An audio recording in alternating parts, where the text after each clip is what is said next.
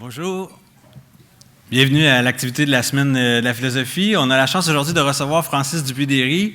C'est la deuxième fois, moi, que je le rencontre. La première fois que je l'ai rencontré, c'est un professeur en sciences politiques à l'UQAM, puis il a toujours publié des textes sur des sujets quand même controversés.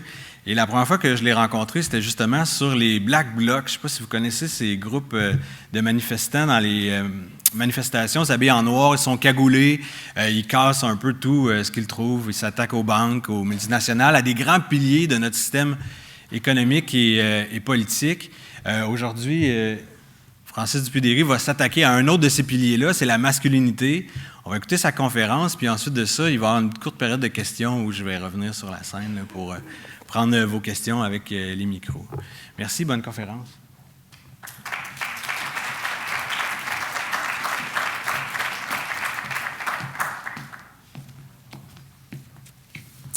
Merci d'être là. Bonjour, Trois-Rivières. Donc, on m'a demandé de venir vous parler du discours de la crise de la masculinité pendant à peu près 35 minutes. Donc, évidemment, je ne pourrais pas aborder tous les... c'est un vieux truc de prof, ça. Je ne pourrais pas aborder tous les éléments de la réflexion, de l'analyse. Peut-être à la bibliothèque ici, vous avez une copie du livre que j'ai écrit spécifiquement là-dessus, qui s'appelle « La crise de la masculinité ». Peut-être que vous pouvez le voler aussi quelque part, mais...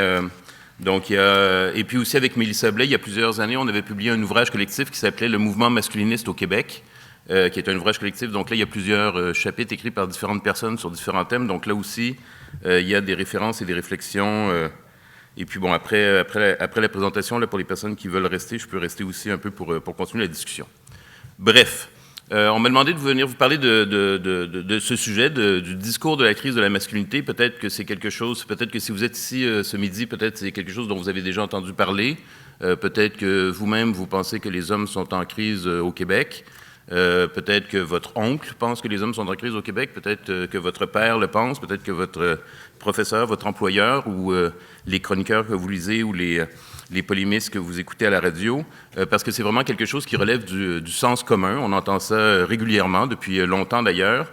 Et puis pour le dire le plus rapidement possible, évidemment on va détailler dans quelques instants, mais pour le dire le plus simplement possible, le discours de la crise de la masculinité dit que les hommes vont mal, mais les hommes vont mal, les hommes, c'est-à-dire les garçons et les hommes adultes, vont mal, mais ils vont mal à cause des femmes, à cause des féministes et à cause des valeurs féminines qui domineraient dans la société.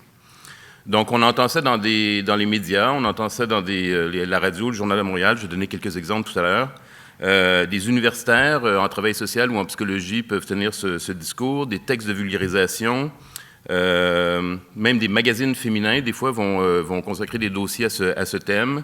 Sur le web, évidemment, il y a plusieurs livres aussi qui sont publiés sur le sujet. Et puis, généralement, on va insister, comme je vais vous le montrer dans quelques instants en vous donnant des exemples précis, on va insister sur des symptômes. On va dire, bon, les hommes sont en crise identitaire, la masculinité est en crise, la preuve, et puis là, on va identifier des symptômes précis. Par exemple, les difficultés scolaires des garçons à l'école. Les divorces où les pères seraient tout le temps floués par le tribunal de la famille, perdraient tout le temps les enfants et devraient tout le temps payer des pensions alimentaires. Le délicat sujet du suicide des hommes, c'est un sujet délicat, peut-être que je n'aborderai pas ici parce que c'est assez compliqué à discuter. La difficulté de draguer aussi, vous avez peut-être entendu parler sur le web des réseaux des célibataires involontaires, les involuntary celibates, incel, c'est le diminutif, disons, et là, sans prétendre que tous les incels sont solidaires de ce genre d'action, il y a des incels qui sont tellement en colère et considèrent que la situation est tellement injuste envers les hommes qu'il y a même eu des attentats, en fait, commis au nom des incels en Californie et à Toronto il y a quelques années, qui se réclament de ce mouvement, qui disent la société est dominée par les femmes ne nous donnent pas la sexualité à laquelle on devrait avoir le droit, et donc ça peut même justifier des attentats.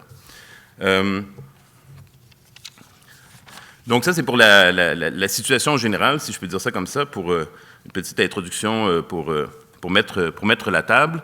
Maintenant, moi, quand j'ai commencé à m'intéresser à ce sujet, ça fait déjà un bout de temps, il y avait quelque chose qui me semblait étrange dans ce discours. Quand je regardais autour de moi, j'avais l'impression que les hommes n'allaient pas si mal que ça et que la situation était encore plutôt avantageuse pour les hommes au Québec. Et puis donc j'ai commencé à vouloir documenter ce phénomène, ce discours. Et donc ce que j'ai fait, comme on fait généralement quand on commence une recherche, c'est pas très original, j'ai mis des mots-clés dans un moteur de recherche universitaire, donc des mots-clés en français et en anglais, crise de la masculinité, homme en crise, puis la même chose en anglais. Et je voulais voir ce que j'arrivais à trouver comme ça en faisant cette recherche préliminaire. Et je m'attendais à trouver en fait beaucoup de textes contemporains sur la situation actuelle au Québec ou en France ou aux États-Unis ou en Grande-Bretagne, par exemple. Mais j'ai eu deux grandes surprises.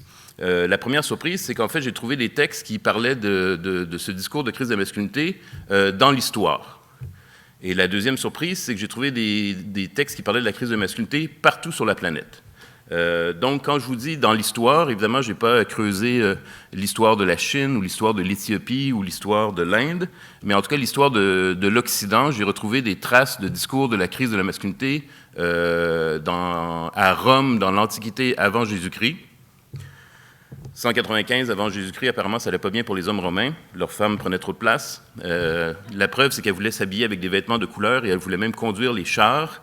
Et c'était considéré comme la preuve que les femmes romaines dominaient la société romaine. Peut-être une cause d'expiation de la chute de l'Empire. Et puis, plus près de nous, en fait, on trouve des analyses des discours de crise depuis au moins 500 ans en Occident. Et en fait, ce qui est assez étonnant, c'est que c'est souvent en fait dans des lieux plutôt privilégiés. Donc, par exemple, au 16e siècle, dans la cour du roi de France et dans la cour du roi d'Angleterre, dans les deux royaumes, les rois eux-mêmes disent qu'il y a une crise de la masculinité, que les courtisanes s'habillent de manière pas assez féminine, que les courtisans s'habillent de manière trop féminine, se poudrent le visage. Les courtisanes, imaginez le problème, elles osent même se promener avec des poignards à la ceinture, ce qui est effectivement dangereux. Et donc, c'est les rois eux-mêmes qui interpellent les autorités religieuses pour les encourager à dire, lors de leurs sermons, au temple ou à la messe, à l'église, que les hommes doivent être comme des hommes et les femmes comme des femmes, sinon c'est la confusion des sexes et c'est la crise de la masculinité. Et au 16e, 17e siècle, on a plusieurs pièces de théâtre, par exemple, qui mettent en scène des hommes dominés par leurs épouses. Donc, c'est l'image de l'épouse qui écrase le mari. Et donc la société serait désavantageuse pour les hommes, que le mariage serait une catastrophe pour les hommes. Et il y a des pièces de théâtre qui mettent en scène en fait des maris qui prennent leur revanche, qui ligotent leur épouse, qui leur coupent la langue pour les remettre à leur place, si on peut dire ça comme ça. Donc ça, c'est fin du Moyen-Âge, début de la Renaissance. Et puis en fait, au fil des siècles, en Occident, vous avez en fait des discours de la crise de la masculinité tout le temps, partout. Souvent dans les camps opposés. Pendant la Révolution française, par exemple, Ève-Marie Lampron, donc 1789 et les années qui suivent, Ève-Marie Lampron, une historienne, a consacré un chapitre justement dans le livre, l'ouvrage collectif dirigé avec Mélissa Blais, le mouvement masculiniste au Québec. Donc il y a un chapitre historique sur la Révolution française, et elle montre en fait qu'à l'époque de la Révolution française, tous les camps qui s'opposaient en fait prétendaient qu'il y avait une crise de la masculinité, que c'était un problème.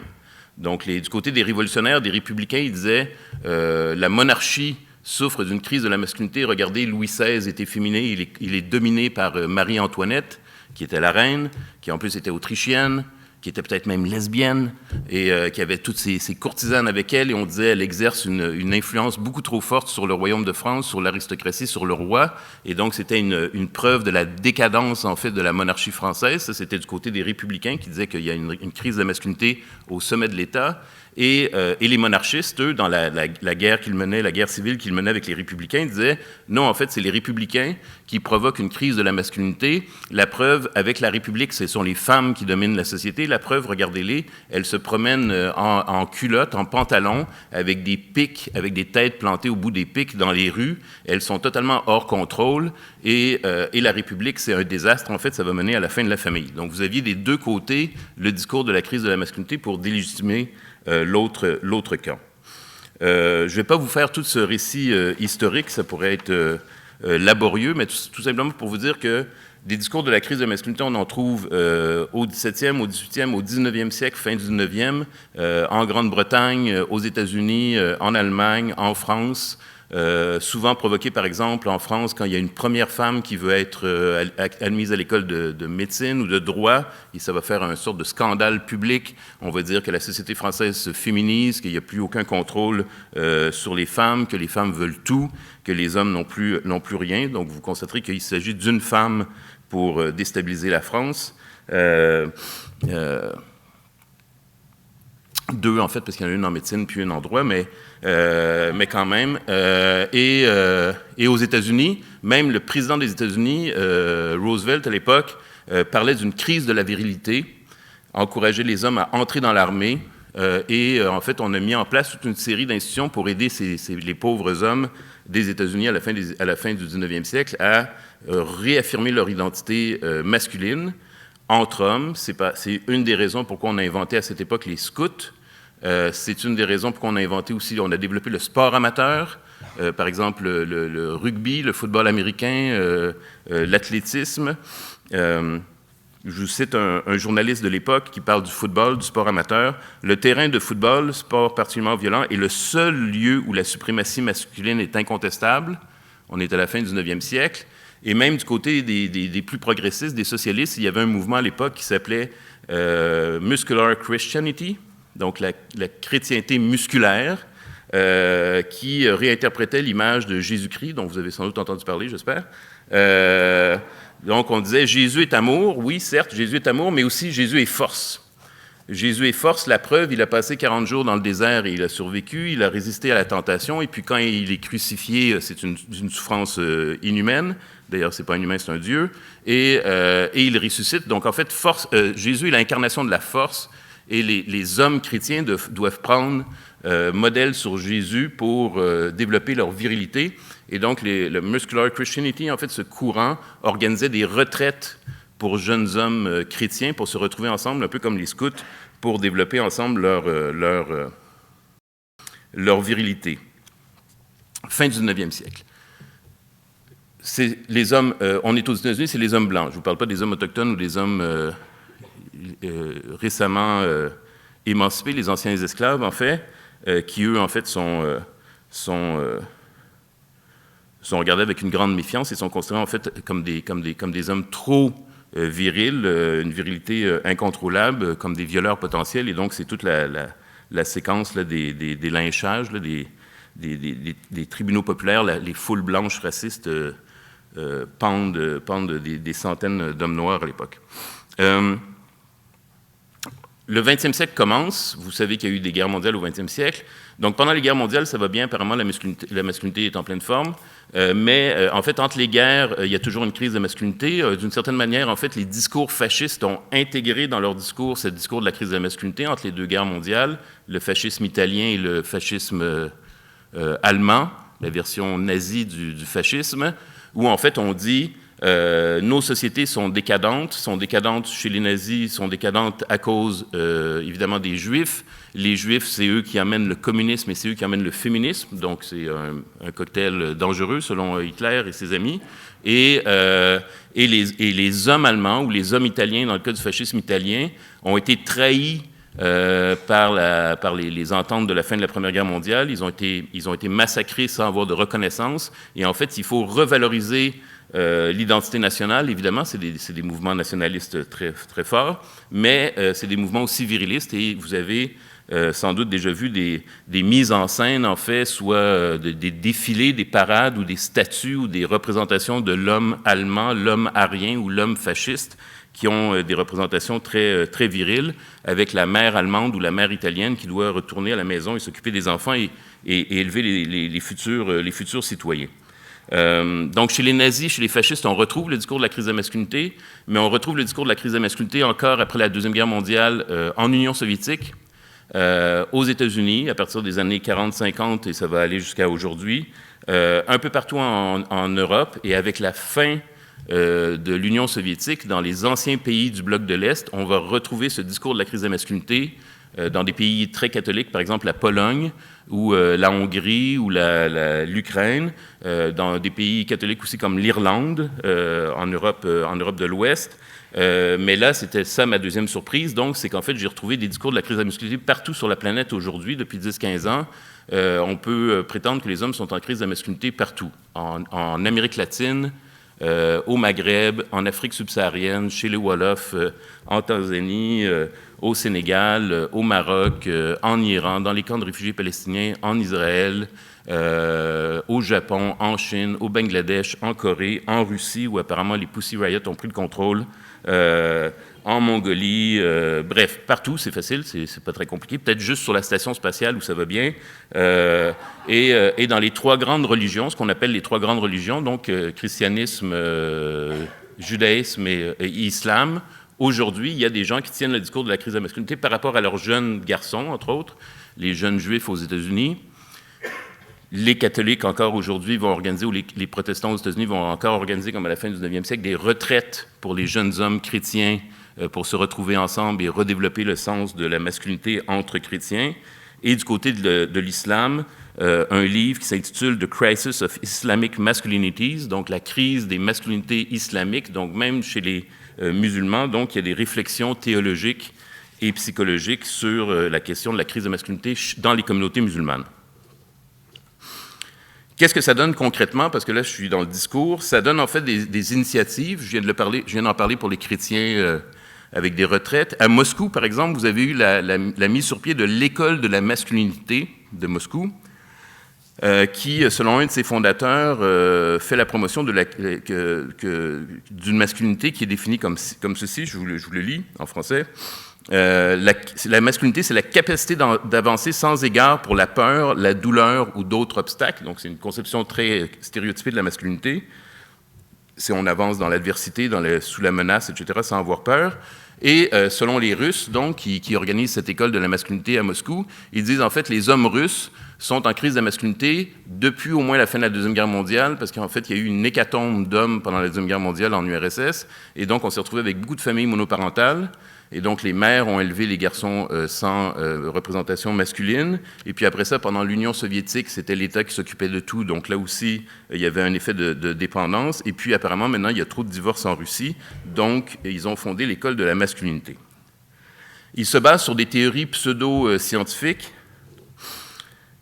C'est inspiré entre autres des travaux de l'Institut de recherche d'anthropogénèse sociale qui affirme qu'en Russie, présentement, en fait, chez les hommes, il n'y a plus de production d'hormones mâles, apparemment.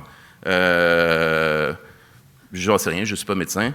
Et donc, pour remédier à cette lacune de production d'hormones mâles, l'école de la masculinité organise des activités du genre entraînement physique en tenue militaire, lancer de couteau et maniement de fusil laser.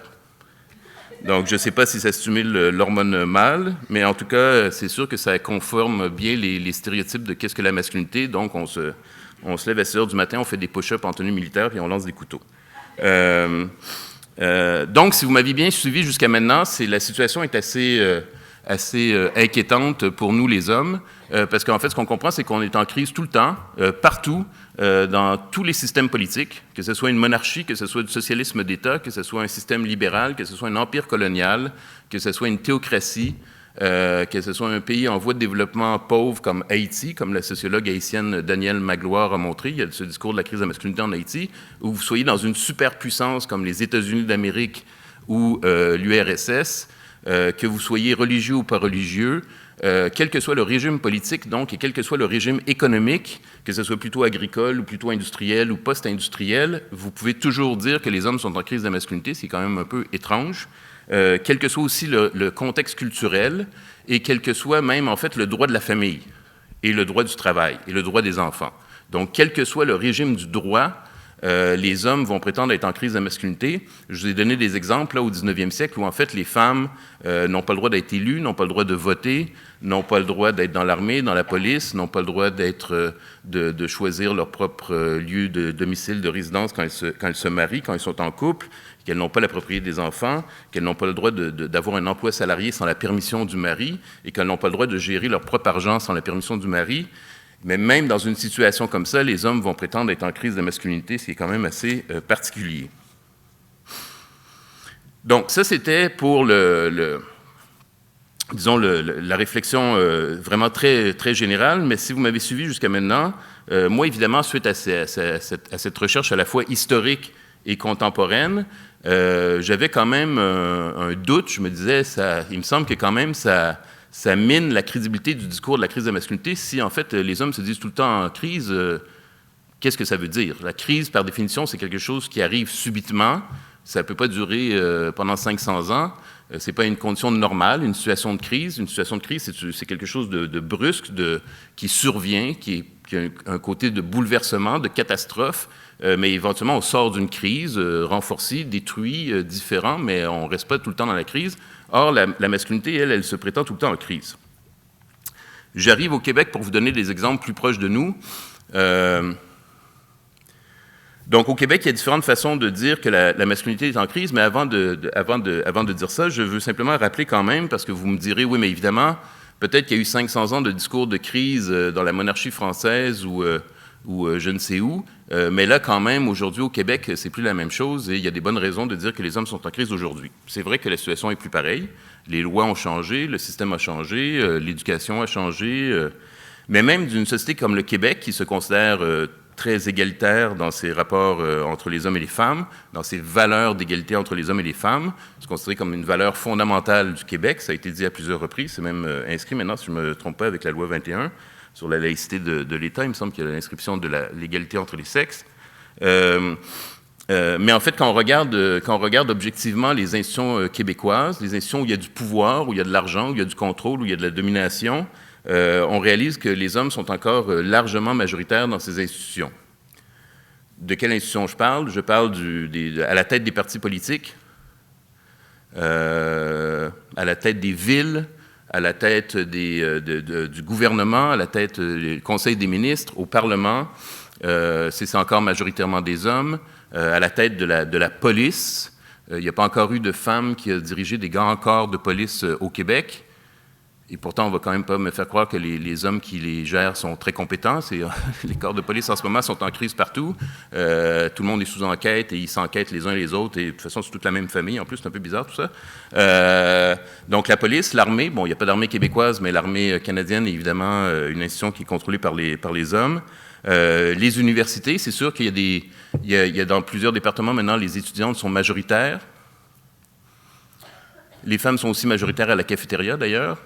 Et au secrétariat aussi, en fait. Les femmes sont majoritaires au secrétariat de l'université, donc c'est très important parce que c'est le secrétariat de l'université qui fait fonctionner l'université, contrairement à ce que les profs pensent. Mais en fait, les profs, nous sommes majoritaires en tant qu'hommes, et plus on monte au sommet des universités, plus c'est masculin, et plus les grosses subventions de recherche, en fait, sont contrôlées par des hommes. Évidemment, plus on descend dans la pyramide du système d'éducation, plus on retrouve des femmes avec des conditions de travail plus difficiles et des salaires plus difficiles, comme l'école primaire, évidemment. Vous retrouvez aussi des hommes majoritairement à la tête des grandes richesses au Québec, sur les conseils d'administration, les grandes fortunes personnelles, Pierre-Carl Péladeau, les Desmarais, tout ça. Vous retrouvez les hommes à la tête des sports les plus prestigieux et les plus financés, même s'ils ne gagnent jamais. Mais en fait, c'est ces équipes sportives qui ont le plus d'argent, qui ont le plus de prestige, qui ont le plus de visibilité, qui ont le plus d'amour même. Même une activité qui se prétend être un sport, mais qui me semble tout à fait étrange, qui est la course de Formule 1. C'est en fait juste des hommes qui tournent en rond dans une voiture. Et le public dépense des dizaines de millions de dollars pour financer ce genre d'activité. Qui est en fait une activité non mixte. Il n'y a que des hommes qui sont au volant. Même les réseaux criminels, pour ce que j'en sais, je ne suis pas spécialiste des réseaux criminels, mais à ma compréhension, les Hells Angels, par exemple, je pense, sont contrôlés plutôt par des hommes, même si leur chef s'appelle Mom Boucher, mais en fait, Mom, c'est un surnom, c'est pas... en fait, c'est un homme. Et en fait, l'équipe de commandement des Hells Angels, c'est une équipe masculine. Je pense que c'est la même chose pour les autres branches de la mafia et ce qu'on appelle les gangs de rue. Et donc, la société québécoise qui se dit égalitaire, et là, je ne parle pas des institutions religieuses, que ce soit les institutions religieuses chrétiennes, juives ou musulmanes, qui, au Québec, en fait, comme vous avez remarqué, ont une exemption au niveau du droit du travail. Il n'y a pas d'obligation, par exemple, pour l'Église catholique d'embaucher, d'ouvrir la profession de curé aux femmes, par exemple. Ce n'est pas considéré comme discriminatoire, c'est un privilège que les institutions religieuses ont. Ils peuvent discriminer au niveau de l'emploi, et ils le font. Il n'y a donc pas d'évêques au Québec qui sont des femmes ou de curés qui sont des femmes, ce sont tous des hommes. Et donc, vous me direz, évidemment, oui, mais ça, c'est malhonnête comme argument parce que on n'est pas tous des ministres ou des Hells Angels ou des curés. Effectivement, vous avez raison. Mais en fait, dans nos rapports interpersonnels avec les femmes, généralement au Québec, on reste encore tendanciellement avantagés. Donc, tendanciellement, ça veut dire que c'est la tendance générale. Il y a évidemment des femmes qui sont plus en meilleure posture que certains hommes, c'est évident. Mais tendanciellement, les hommes ont plus d'argent. On a des meilleurs salaires, des meilleurs emplois, des meilleurs salaires. Qui dit meilleur salaire, dit meilleure capacité d'achat, meilleure capacité d'accumuler de l'argent pour un achat immobilier, par exemple, d'avoir des prêts à la banque. On a plus de crédibilité à la banque et éventuellement, on aura évidemment une meilleure pension plus tard quand on prendra notre retraite. Et dans les rapports interpersonnels, au niveau des violences, même s'il y a des débats là-dessus, on pourra en parler à la période des questions, mais tendanciellement, en fait, les violences entre les sexes sont vraiment plus meurtrières pour les femmes que pour les hommes. Et dans à peu près tous les cas, ce sont de toute façon les hommes qui tuent soit des femmes, soit d'autres hommes. Les hommes s'entretuent aussi, ou tuent des femmes. C'est très rare qu'il y a il y a des meurtrières femmes, mais c'est très, très minoritaire. Et d'ailleurs, généralement, je ne vous connais pas ici dans la salle, donc je ne sais pas quel est votre rapport avec, par exemple, marcher seul le soir vers 1h ou 2h du matin, mais à ma connaissance, il y a très, très peu d'hommes qui ont peur de marcher seul, de peur d'être attaqués par une femme. On peut avoir peur d'être attaqué par des hommes, mais des hommes qui ont peur d'être attaqués par des femmes dans la rue à 1h, 2h du matin, j'en connais peu.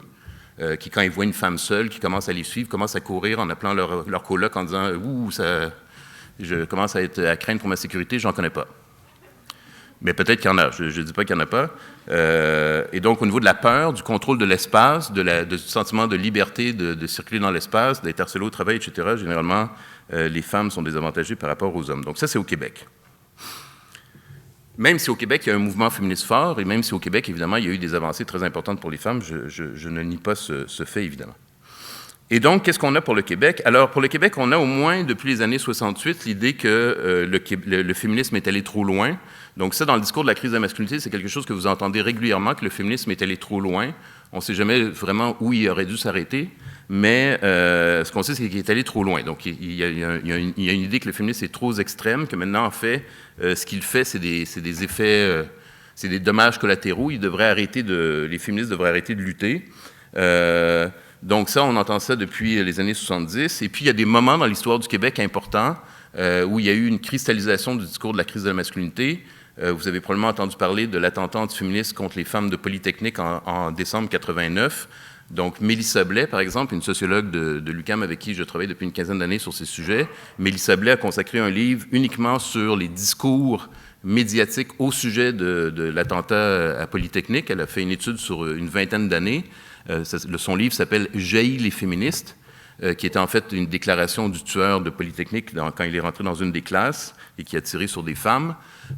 Et donc, il avait une lettre sur lui qui disait, il s'est suicidé sur les lieux, qui disait en fait qu'il déclarait la guerre aux féministes et que les féministes lui avaient gâché la vie. Mais Mélissa Blais a bien montré, en analysant les médias, que dans les heures et les jours qui suivent cet attentat, en fait, ça a libéré la parole de beaucoup d'hommes, dont des psychologues qui n'avaient jamais rencontré le tueur, mais qui faisaient des diagnostics et qui posaient des diagnostics et qui disaient cet homme était en crise d'identité, était en crise de masculinité, n'avait pas eu de père, et c'était un symptôme, en fait, de la crise de la masculinité au Québec, du fait que c'est difficile de vivre pour les hommes au Québec et qui n'est pas si étonnant, je paraphrase des citations que Mélissa a trouvées dans des journaux de l'époque, qui n'est pas si étonnant qu'un homme pète sa coche, comme on dit au Québec, pète sa coche comme ça, parce qu'en fait, c'est très difficile pour les hommes au Québec en 1989.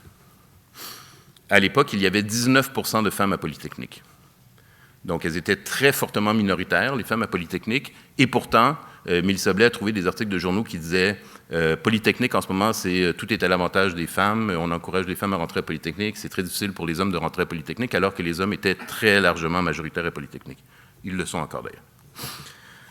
Quelques années après, c'est moins important évidemment comme événement, mais quelques années après, vous avez eu en 1992, donc là on est encore, c'est pas récent, 1992, un dossier spécial du magazine L'Actualité qui s'intitulait « Pitié pour les garçons » au sujet d'une génération castrée, et on disait en 92 que, en fait, il n'y avait plus aucune ouverture pour les garçons vers des métiers conventionnels comme la police, pilote d'avion ou pompier, et qu'en fait, c'était seulement les filles qui étaient comme sollicitées. Apparemment, on les suppliait d'entrer dans ces métiers, et donc c'était un appel à la pitié pour les garçons face à cette situation tout à fait injuste. Donc, les filles qui avaient, disons, 8 ans en 92, qu'on suppliait de rentrer dans les pompiers, de devenir pompières, je me suis dit, bon, ben là, maintenant, elles ont, je sais pas, 35, 37, 38 ans. Je vais regarder, en fait, on est rendu à combien de femmes pompières à Montréal, par exemple? Alors, c'est tout à fait intéressant. À Montréal, on est rendu à 1% de femmes pompières.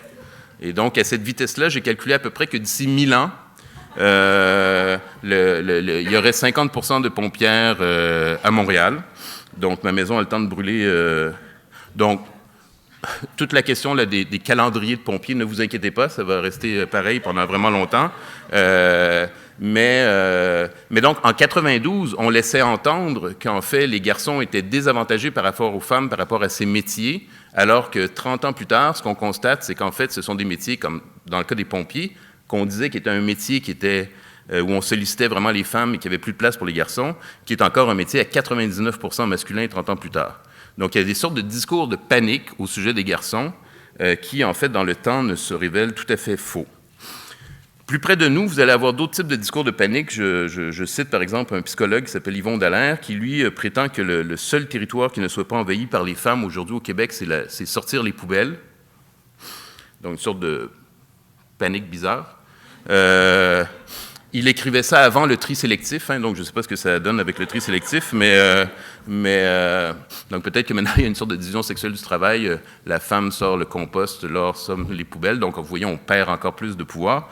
Ça, c'était en 2002, mais plus proche de nous, là, réellement, en 2019, décembre 2019, le 18 décembre 2019, pour être plus précis, dans le Journal de Montréal, et probablement du Québec aussi, Mario Dumont, avait signé une chronique qui s'appelait « Quelle place pour les problèmes des hommes ?» où il disait en fait qu'il n'y avait personne qui se préoccupait des problèmes des hommes.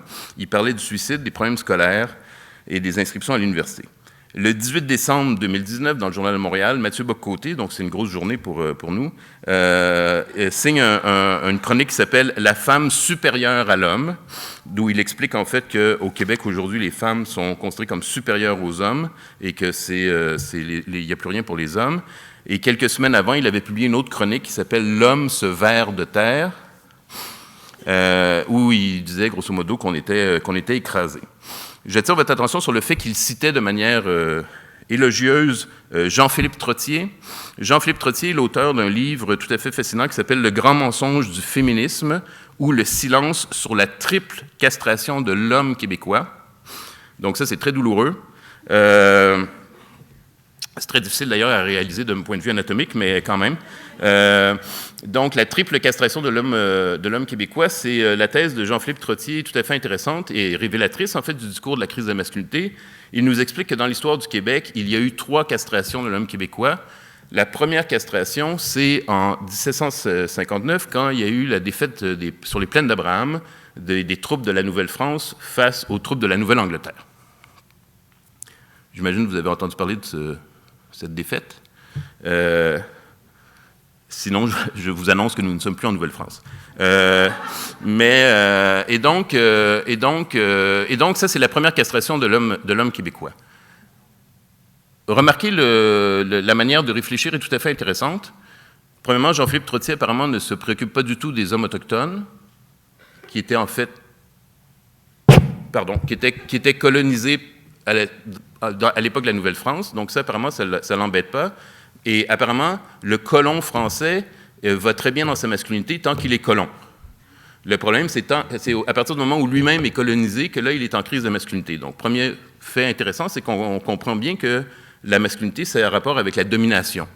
Si vous êtes dominant, vous n'êtes pas en crise de masculinité, mais si vous êtes dominé, vous êtes en crise de masculinité. C'est un peu bizarre quand même, surtout inquiétant en fait pour les personnes qu'on domine. Et puis, deuxième chose étrange dans cette façon de voir les choses, c'est que, en fait, apparemment, les femmes de Nouvelle-France, elles, ça les préoccupe pas du tout, qui gouverne, qui est au pouvoir, qui tout ça. Donc, c'est vraiment la conquête anglaise, elle affecte les hommes, pas les femmes. La deuxième castration de l'homme québécois, selon Jean-Philippe Trottier, c'est au 19e siècle, deuxième moitié du 19e siècle surtout, c'est quand l'Église catholique veut vraiment imposer sa domination sur la société québécoise. C'est quelque chose qui se marque très fortement après la défaite des Patriotes, entre autres. Et là, il va dire, Jean-Philippe Trottier va dire, l'homme québécois se sent dominé par l'influence du curé sur la famille, sur son épouse, qui n'écoute que le curé, et sur la valorisation, l'idolâtrie au sujet de la Vierge Marie. Et donc, l'homme québécois serait, une fois de plus, castré. Donc, ça fait 2 fois maintenant. Donc, curieusement, il continue à avoir quand même des enfants. Et donc, les hommes de 68 subissent la 3e castration, qui cette fois-ci est une castration par les féministes de 68. Donc, c'est les 3 castrations selon... Donc, vous voyez que ça va vraiment mal au Québec. Et Mathieu Bock-Côté fait référence à cet ouvrage. Face à cette situation où les hommes sont toujours castrés, toujours en crise, toujours souffrants, une historienne qui s'appelle Judith Allen, qui a travaillé sur le cas des États-Unis, se demande si en fait les hommes ne sont pas interminablement en crise, et elle se dit il y a en fait des problèmes d'ordre, disons, méthodologique ou analytique dans ce type de discours. Un des problèmes, c'est pas dans tous les discours de la crise de la masculinité, mais un des problèmes, c'est qu'on va souvent porter attention à des représentations pour essayer de prouver que l'homme est en crise. C'est le discours, par exemple, qu'on entend au Québec dans un livre qui s'appelle « Échec et mal » de Mathieu Robert Sauvé. Échec et mal, il accorde beaucoup d'importance aux représentations de la masculinité dans la société québécoise, et selon lui, donc, c'est la preuve d'une crise de masculinité. Il s'intéresse, par exemple, au rôle des hommes dans les téléséries ou à la publicité, par exemple, et il ne porte attention, évidemment, qu'aux publicités qui confirment sa thèse, où on voit des hommes qui ont de la difficulté, par exemple, à faire la lessive, mais apparemment, il est aveugle à toutes les autres publicités où on voit des hommes, par exemple, qui conduisent des voitures de luxe ou qui ont des montres de luxe ou, bref, de luxe. Donc ça, c'est la première erreur d'analyse selon Judith Allen qui permet et elle dit c'est souvent en fait une confusion où on prend les discours pour de la réalité. On entend en fait au 19e siècle, les historiennes retrouvent des discours qui disaient que l'homme américain était en crise, et l'historien va dire l'homme américain était en crise à la fin du 19e siècle. La preuve, le président des États-Unis disait que l'homme américain était en crise, et les Muscular Christians disaient que l'homme américain est en crise, et le fondateur des Boy Scouts disait que l'homme américain est en crise, donc l'homme américain devait être en crise. Et Judith Allen dit, ça, il y a un problème de méthodologie, c'est en fait, le discours n'est pas tout le temps le reflet de la réalité. Il peut l'être, mais il ne l'est pas tout le temps. Évidemment, si vous regardez la télé ou regardez au cinéma depuis quelques années, vous êtes persuadé en fait qu'il y a des attaques de zombies partout, mais en fait, c'est des films.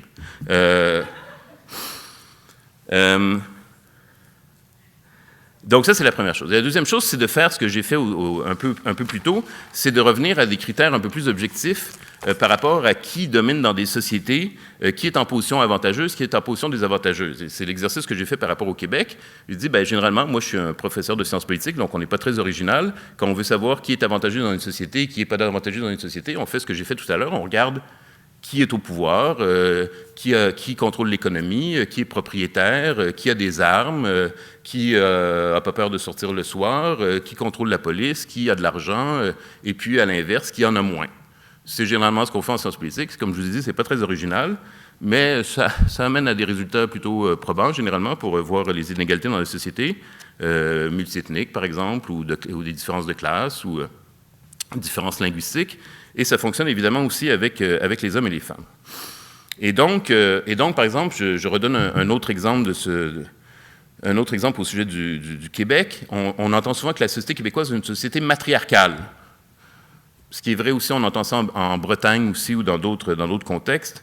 Et puis, une des explications qu'on entendra pour prouver que la société québécoise est matriarcale, c'est une thèse alternative à celle de Jean-Philippe Trottier dont j'ai parlé tout à l'heure, c'est de dire, oui, au 19e siècle, les hommes québécois, les pères de famille, en fait, passaient l'hiver dans des camps de bûcherons. Et donc, la mère était toute seule à gérer la famille. Vous avez peut-être déjà entendu parler de cette thèse.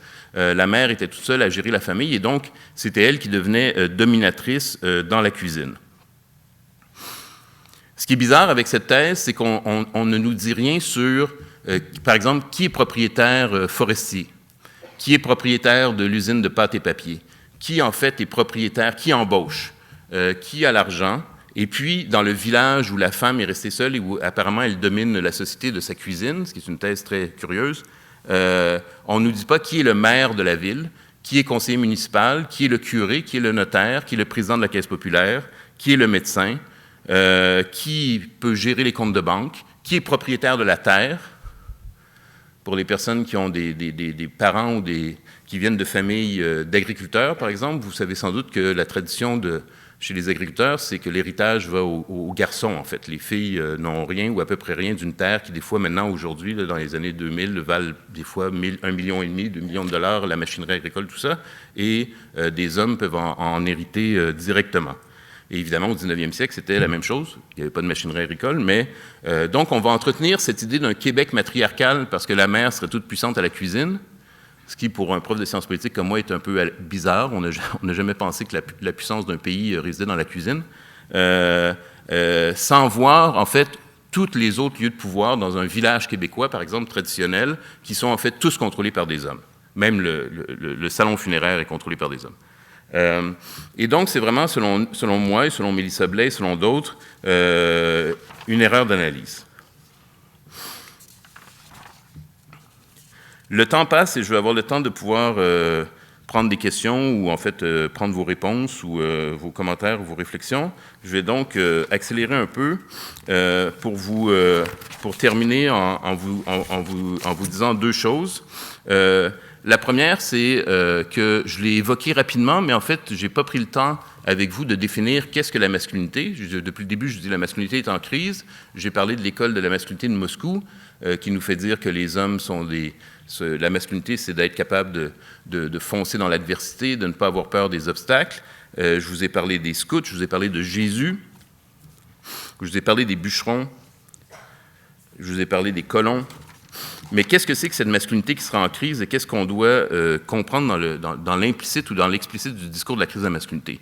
Le discours de la crise de la masculinité, il est récurrent selon moi, c'est un peu ma thèse, il est récurrent, il est toujours présent, en fait, parce qu'il fait partie constituante, il fait partie, c'est constitutif, en fait, de la manière dont les hommes se représentent et se disent et se parlent aux autres et de la manière dont ils conçoivent les femmes et dans la manière dont nous concevons le rapport des uns et des autres, le rapport de sexe entre les deux.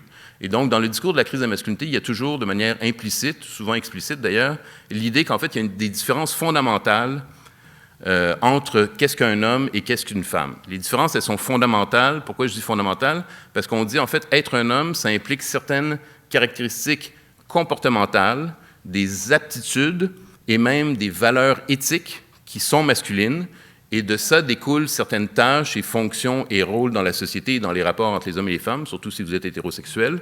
Et, en conséquence, il y a l'autre sexe, qui est le sexe féminin, qui serait aussi caractérisé fondamentalement par des attitudes, des comportements, des compétences, et même une éthique féminine particulière, et que de ça découlerait en fait des tâches, des rôles et des fonctions. Ces deux identités, fondamentalement différentes, ne sont pas juste différentes, elles sont aussi prétendument complémentaires, c'est-à-dire que les tâches des femmes doivent être complémentaires de celles des hommes, mais elles ne doivent pas se mélanger, et elles sont dans un rapport hiérarchique. Les valeurs des hommes n'ont pas la même valeur que les valeurs des femmes. Donc, qu'est-ce qu'on entend généralement par valeur masculine? Vous verrez que ce n'est pas très compliqué. Quand on lit sur la crise de masculinité, quand on décode, mais des fois c'est dit tout à fait explicitement, on dira que ce qui est masculin, c'est être actif, c'est être autonome, raisonnable, rationnel. Yvon Dallaire dit même, le masculin, c'est efficace. Donc le féminin serait inefficace, tout à fait bizarre. C'est quand même les femmes qui nous mettent au monde, ça a l'air assez efficace, mais bon. Donc, le féminin serait inefficace, le masculin serait efficace, serait actif, agressif, compétitif, c'est très important, compétitif, voire violent, et donc associé à la guerre et au conflit.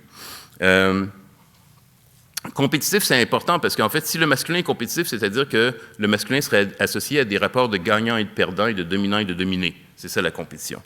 Et donc, le féminin, lui, serait d'une certaine manière l'inverse. La douceur, la passivité, l'émotivité, l'entraide, la sollicitude, la paix, et Yvon Dallaire dit même, en fait, le féminin, c'est l'égalité. Donc, c'est très bizarre. Donc, il y aurait un sexe qui aurait une valeur politique, l'égalité, et donc, le masculin serait l'inégalité.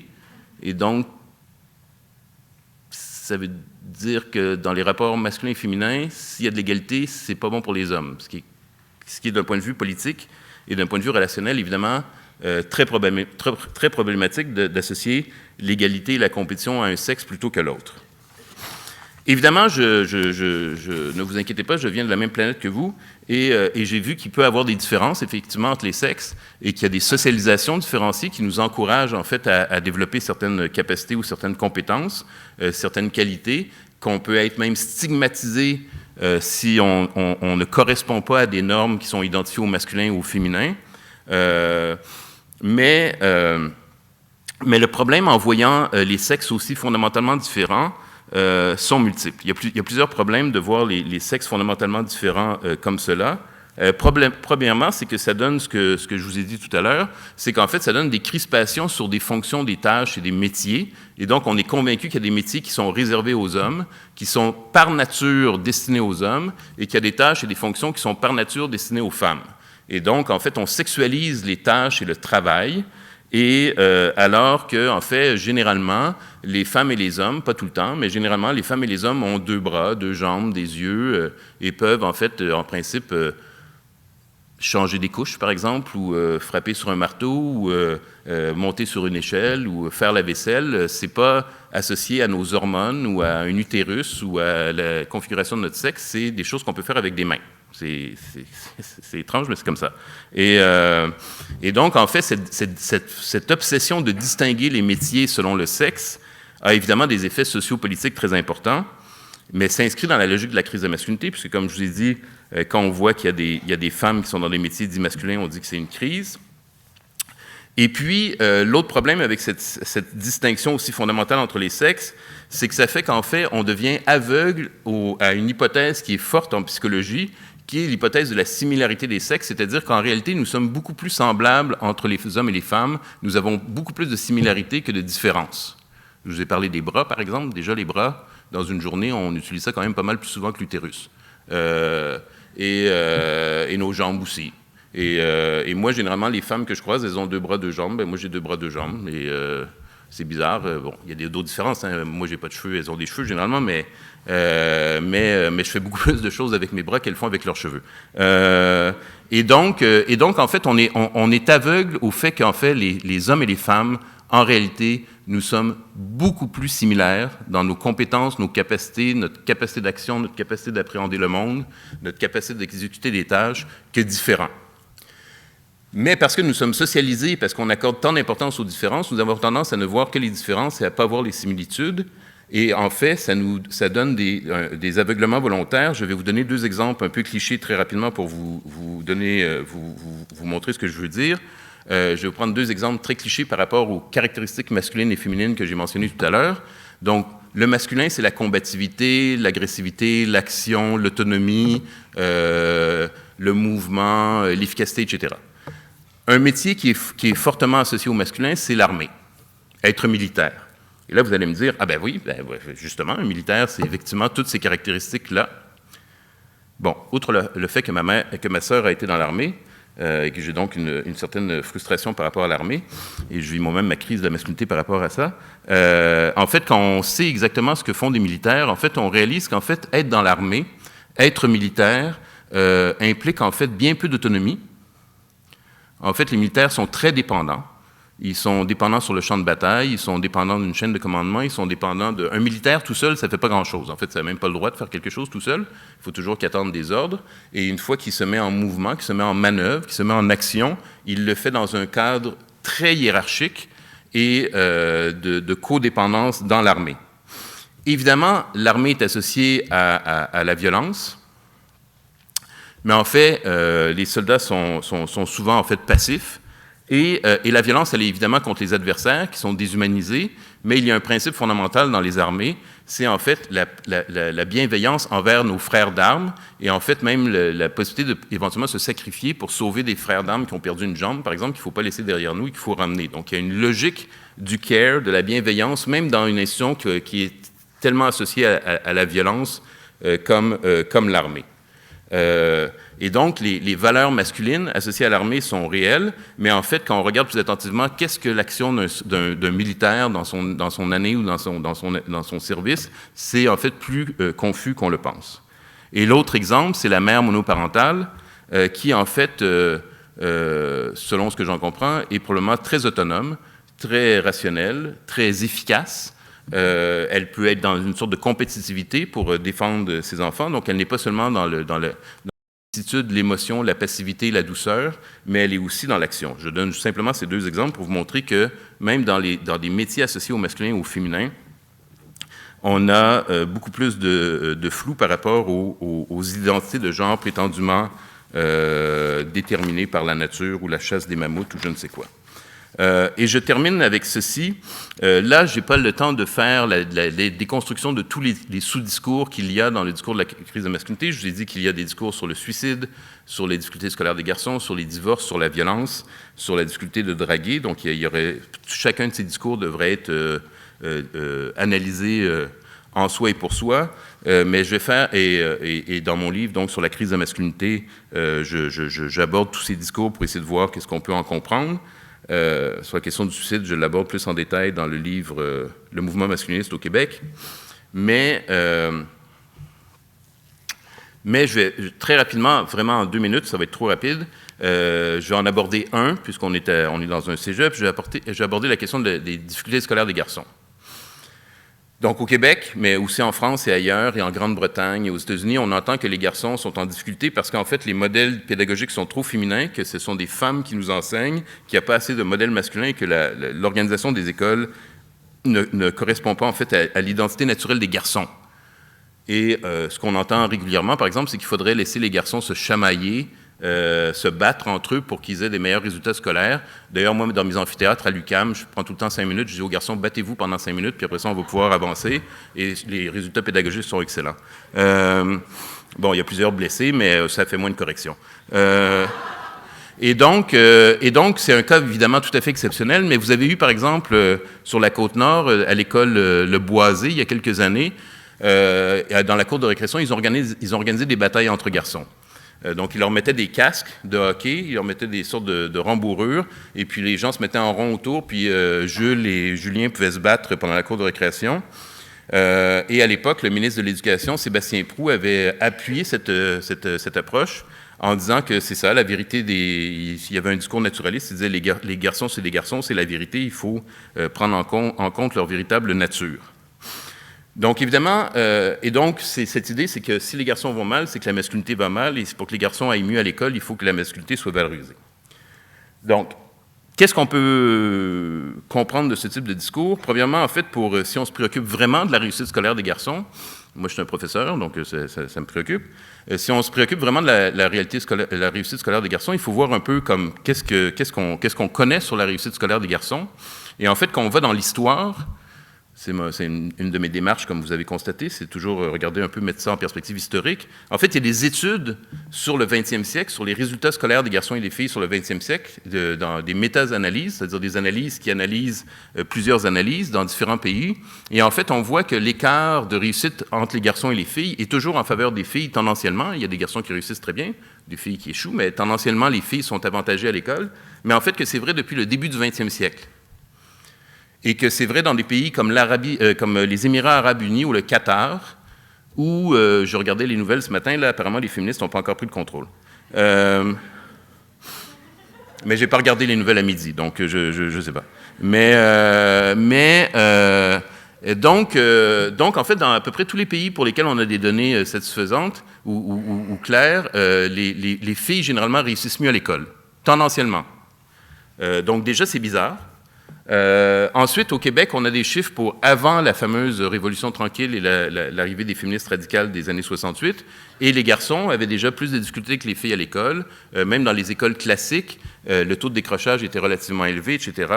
Et donc, en fait, cette idée que c'est le féminisme, par exemple, ou c'est l'enseignement des femmes qui défavorise les jeunes garçons, ne semble pas validée par les exemples historiques où, en fait, vous aviez des écoles gérées par des frères, par exemple, pas les frères frères, les curés.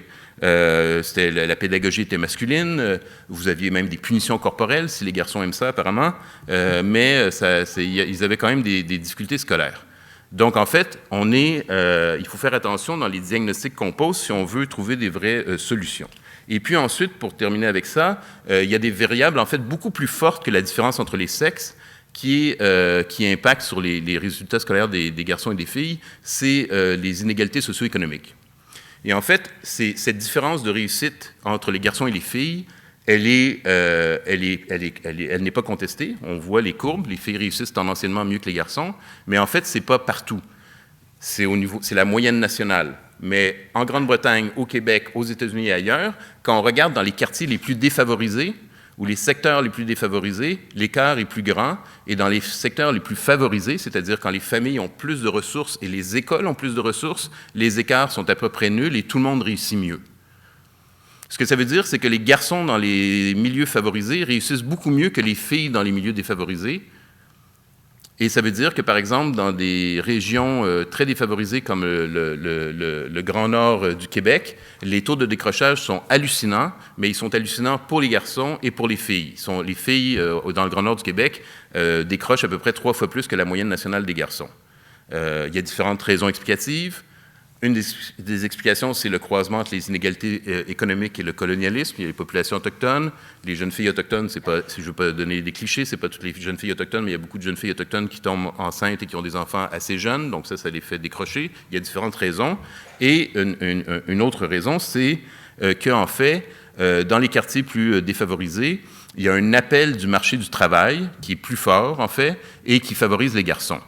Et en ce moment, on est en plein boom économique, ça va plutôt bien au niveau économique, et on pourrait même faire l'hypothèse qu'en fait, ça va encourager le décrochage, parce qu'en fait, il y a beaucoup de travail, entre autres, par exemple, dans la construction. Le secteur de la construction, c'est du travail difficile, je ne dis pas que c'est facile d'être dans la construction, mais c'est des salaires relativement bons par rapport au niveau d'études, c'est un secteur d'emploi qui attire les garçons. C'est 98% des emplois dans la construction sont masculins et 2% sont féminins. Et après 5 ans, 50% des femmes dans la construction quittent parce qu'elles disent que l'ambiance est beaucoup trop sexiste et misogyne, il y a trop de harcèlement, donc elles s'en vont. Et donc, c'est un métier presque exclusivement masculin, la construction, et les garçons y vont. Et quand on questionne des garçons dans le secteur de la construction, ils ne disent pas qu'ils ont abandonné leurs études ou qu'ils ont décroché. Ils ne disent pas que c'est un échec scolaire. Ils disent, ben non, je n'avais pas besoin en fait de continuer mes études. Je pouvais avoir un emploi. Parce qu'en fait, l'objectif de l'école, à part pour des gens comme moi, c'est de sortir de l'école et de se trouver un emploi. Il y a juste des gens comme moi qui n'ont pas compris, qui n'ont pas trouvé la porte et qui sont restés pris à l'école. Mais en fait, il faut, quand on parle de difficultés scolaires des garçons, il faut toujours se demander qu'est-ce qui se passe après l'école quand on regarde sur le marché du travail. Et là, on voit qu'en fait, la situation est beaucoup moins catastrophique qu'on nous dit. Et finalement, sur l'identité sexuelle, donc l'identité stéréotypée des garçons et des filles, il y a des études en psychologie sociale ou en sciences d'éducation qui montrent en fait qu'adhérer fortement aux identités stéréotypées de garçons et de filles est un facteur de risque au niveau du résultat scolaire.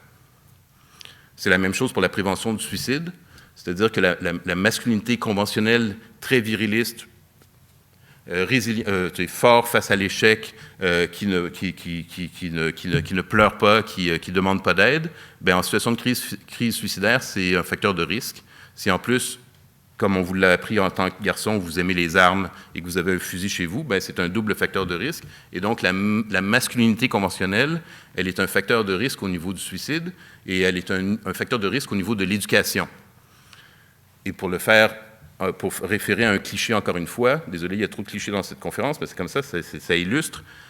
Évidemment, vous pouvez être capitaine de votre équipe de hockey et être très bon à l'école, mais en fait, si vous êtes capitaine de votre équipe de hockey, vous êtes peut-être aussi le plus populaire, le garçon le plus populaire de votre école, et en fait, vous allez mettre beaucoup plus d'énergie à vous affirmer comme capitaine de votre équipe, comme un garçon cool, fort, sportif, etc., que de passer vos soirées à faire vos devoirs et à avoir des bonnes notes. Vous êtes tout à fait valorisé comme ça. Et quelques années plus tard, quand elles arrivent dans l'adolescence, les filles qui adhèrent le plus fortement aux stéréotypes féminins hétérosexuels, c'est aussi un facteur de risque pour les réussites scolaires, c'est-à-dire quand elles commencent à être obsédées par les garçons, le maquillage, les parties le soir, etc., c'est des facteurs de risque. Et du côté des garçons, donc, celui qui n'a pas l'air très masculin, le nerd à lunettes qui est peut-être homosexuel, on ne sait pas, qui se fait tasser dans les cases, ben lui, en fait, réussit mieux à l'école, mais n'incarne pas la masculinité conventionnelle. Je pense que c'est mon punch. Donc, je sais que vous recommencez les cours bientôt, donc j'imagine que les garçons vont vouloir aller se battre un peu pour avoir pour se préparer au cours. Je les encourage d'ailleurs. Mais je reste là pour vous. Si vous avez des questions, des commentaires ou...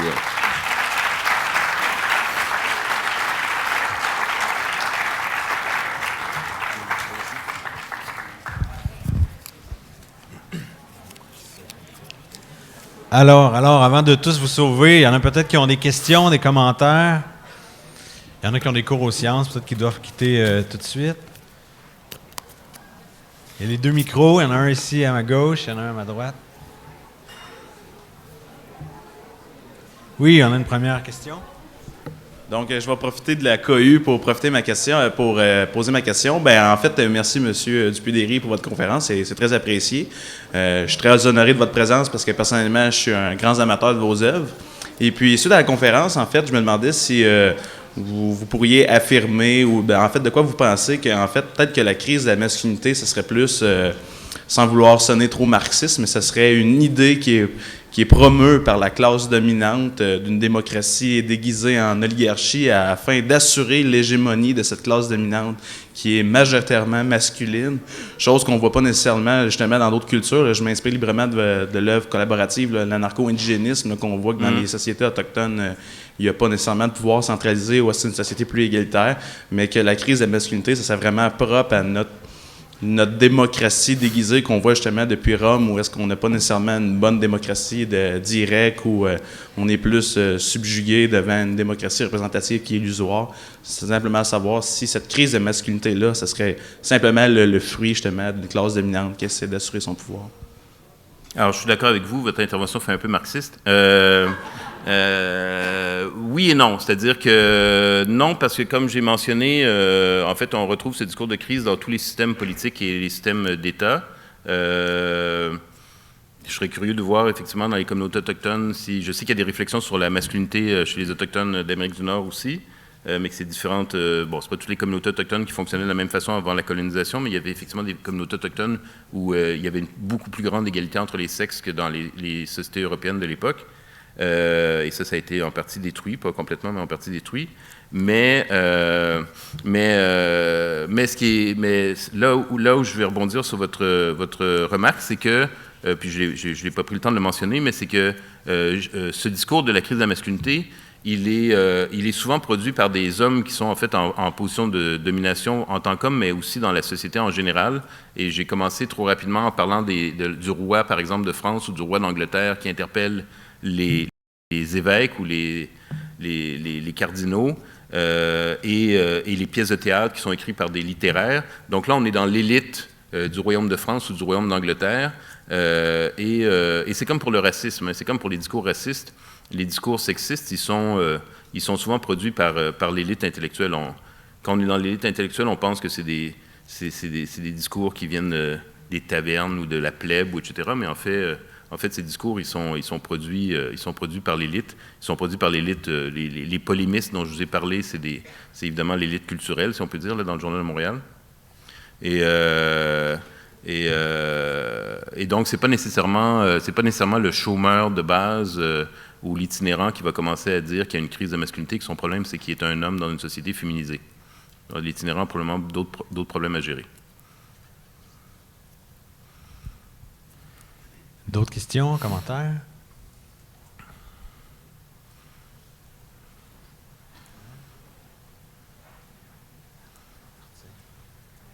Oui, une autre question, allez-y, monsieur.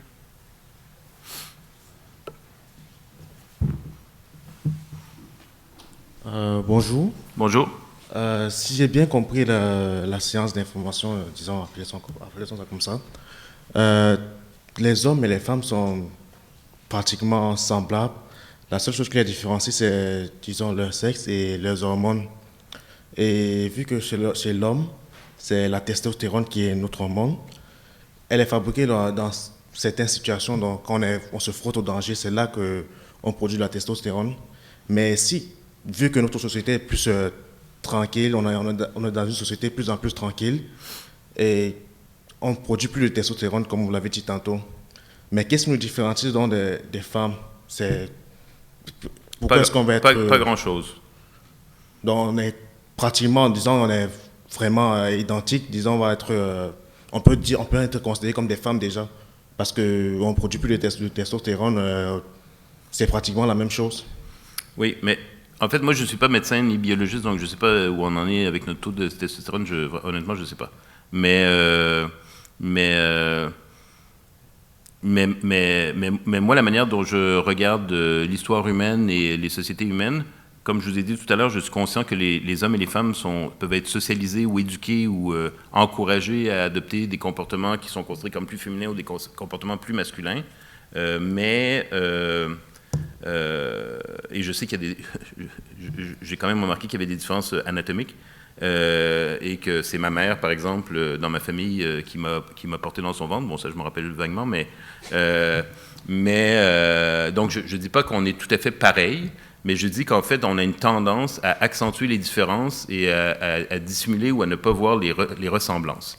Et par rapport aux questions des hormones, moi, généralement, ce que je préfère, c'est peut-être un biais, mais je préfère regarder en fait ce que l'histoire de l'humanité, pas juste la biologie, les hormones, l'ADN ou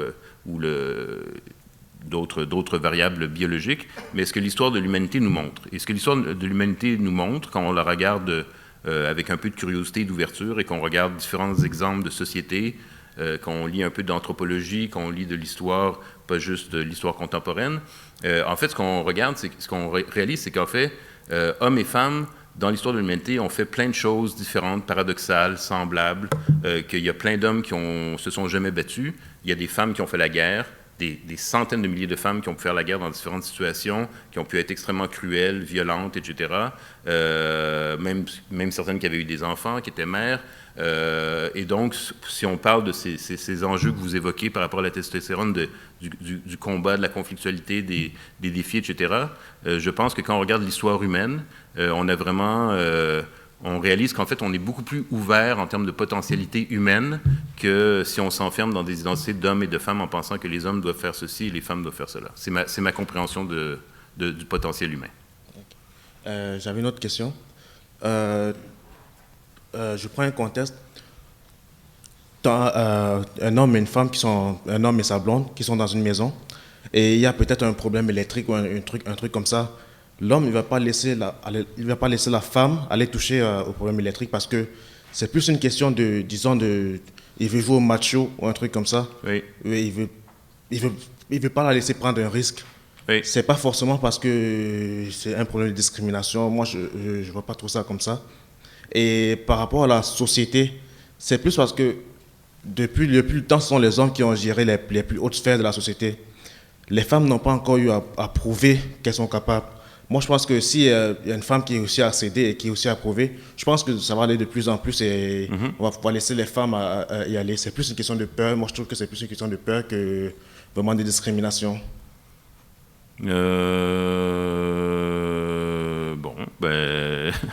Tant mieux, mais deux commentaires. Le premier, c'est que chez moi, en tout cas, moi, c'est sûr que c'est toujours ma conjointe qui s'occupe des fils électriques parce que si moi je gère quelque chose, probablement je vais me blesser. Et je vais probablement aggraver la situation et je vais probablement incendier mon appartement. Et donc, c'est ma conjointe a 2 boîtes à outils, moi j'en ai aucune et il ne faut surtout pas que je touche un marteau, je suis un danger public.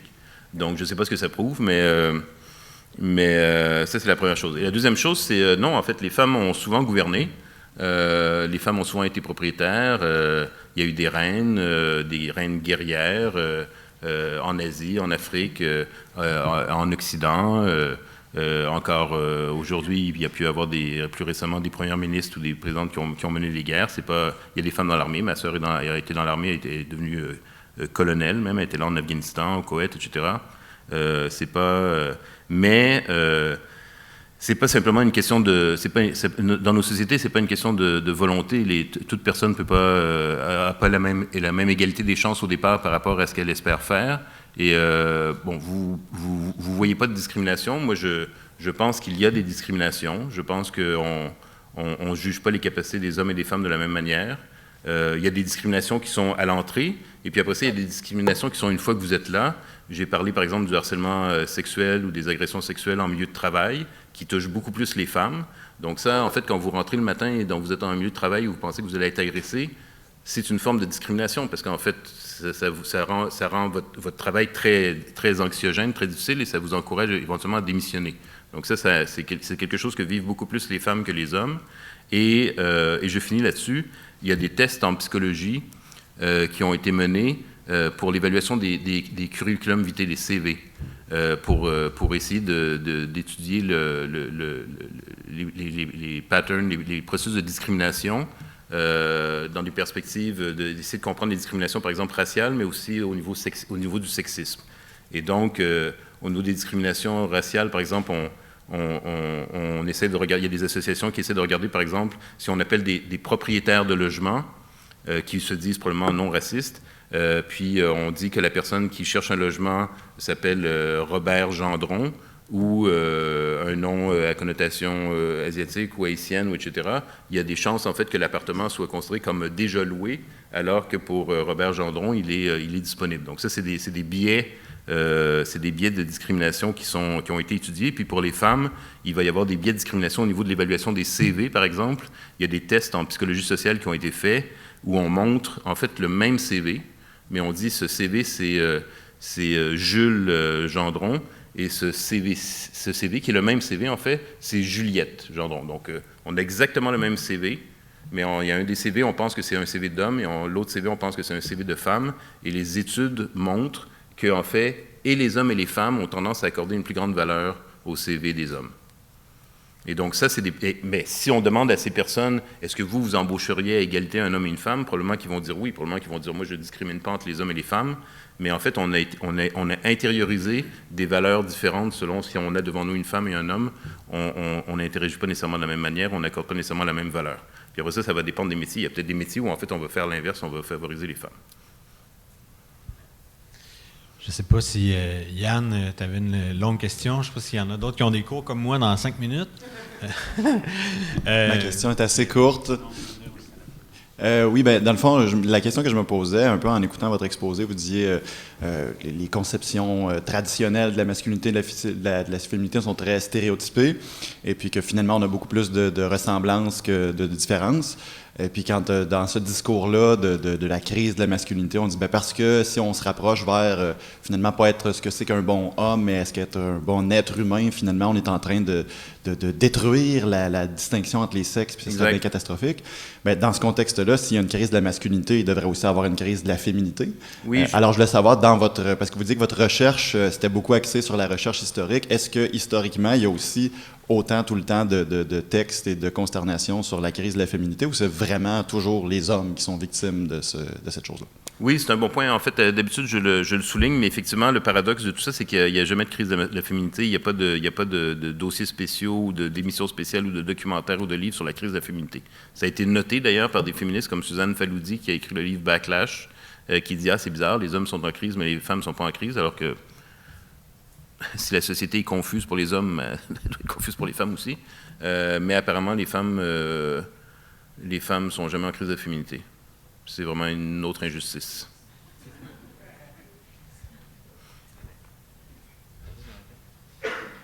Vous avez fait un historique de la crise de la masculinité, mais il y a quand même une différence depuis les années 70, c'est que le mouvement masculiniste ou la crise de la masculinité répond au mouvement féministe.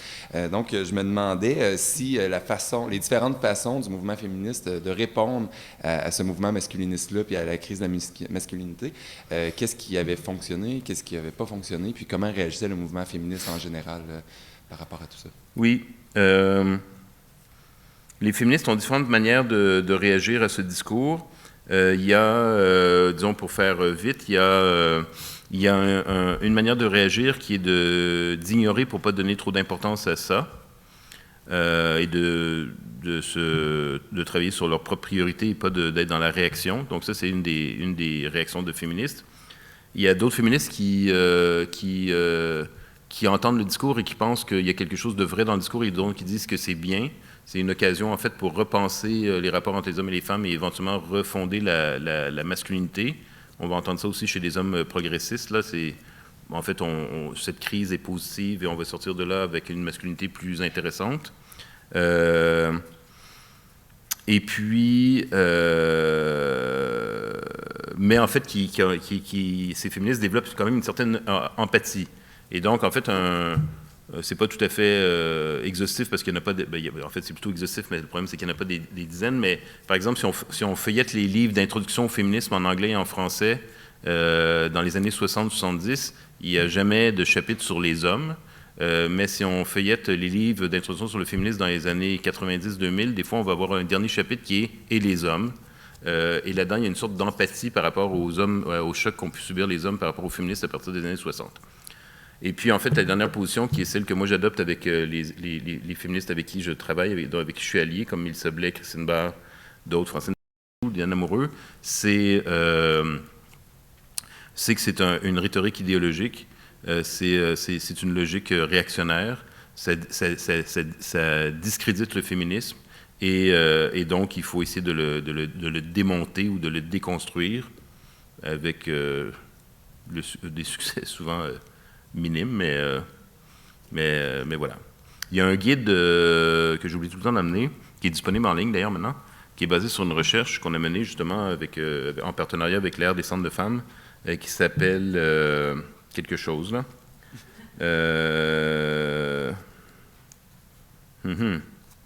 Vos attaques, nos répliques, peut-être. L'Aire des centres de femmes, c'est une étude qui est basée sur, en fait, des questionnaires avec des centaines de femmes nous ont expliqué comment elles se retrouvaient dans des situations dans leur vie privée face à des discours ou des attitudes misogynes ou antiféministes et comment elles pensent que c'est possible de réagir. Donc, il y a 6-7 types de réactions, l'argumentaire, l'humour, le silence. Bon, il y a différentes manières de réagir avec des exemples concrets. C'est sur le site de l'Aire des centres de femmes. C'est en accès libre. Je pense que c'est leurs attaques, nos répliques, je pense. Merci beaucoup. Oui, merci beaucoup. Moi, je vais quitter. Merci pour la conférence. Merci.